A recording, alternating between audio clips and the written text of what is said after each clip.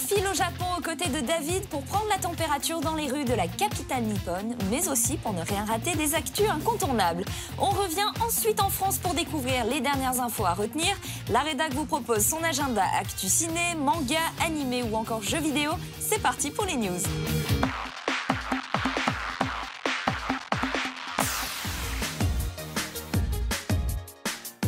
Konbanwa, salut à tous. Aujourd'hui, nous sommes à Tokyo, dans le quartier de Roppongi Hills, et je vous emmène dans une expo bien high-tech, Média Ambition Tokyo.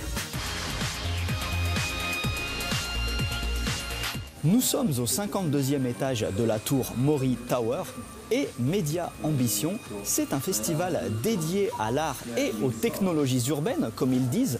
En effet, il rassemble à peu près 25 artistes qui tous utilisent les technologies les plus modernes pour fabriquer leurs œuvres d'art.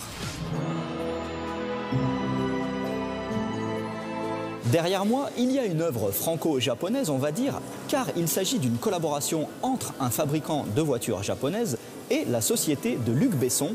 En effet, ce Skyjet, qui mesure 4,7 mètres de long, est issu de l'univers du tout dernier film de Luc Besson, Valérian. Et donc, on s'assoit devant le Skyjet et on assiste à la projection d'un film qui dure à peu près 5 minutes. Et dans ce film, on voyage notamment à l'intérieur de la Tokyo Tower, à l'intérieur de la ligne de train Yamanote à Tokyo. Bref, on visite plein de trucs, ça part dans tous les sens, ça va très vite, c'est très immersif, c'est génial.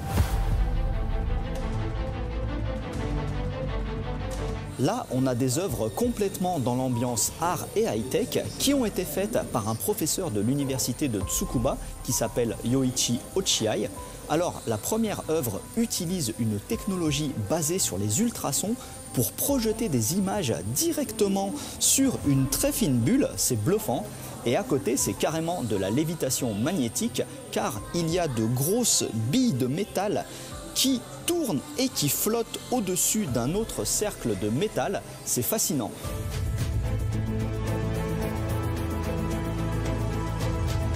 Voici l'une des plus belles œuvres de cette exposition. Elle a été faite par un artiste qui s'appelle Akinori Goto. Et lui, son but, c'est de représenter et de visualiser le concept de temps grâce au mouvement. Et pour cela, il se sert de structures en plastique qui ont été imprimées en 3D. Et il pose notamment ces structures sur des plateformes en rotation.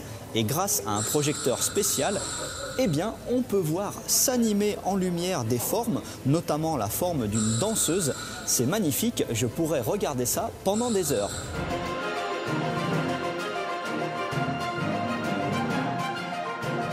Voilà, j'ai beaucoup aimé cette expo, peut-être parce qu'à la base je suis scientifique, alors certes par moments c'est complètement barré, mais comme cela utilise des technologies ultra récentes, ça reste fascinant.